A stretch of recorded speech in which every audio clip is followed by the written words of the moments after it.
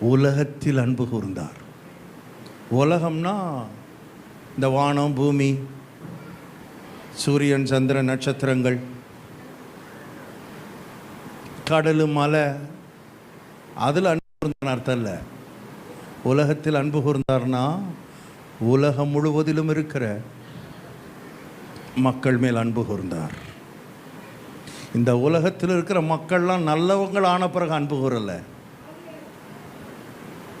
இவங்கெல்லாம் நல்லவர்கள் ஆன பிறகு அன்பு கூறலை. உலகம் உலகமாகவே இருந்த பொழுதே அவர் என்ன செய்தார்? அதான் தேவ அன்பு. உலகம் மாறின பிறகு இல்லை, உலகம் மாறுறதுக்கு முன்னாலே அன்பு கூர்ந்தார்.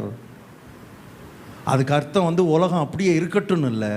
இந்த அன்பை பெற்ற பிறகு உலக மனுஷன் என்ன செய்யணும்? மாறணும், மாறுவான். முதலாவது ஆண்டவர்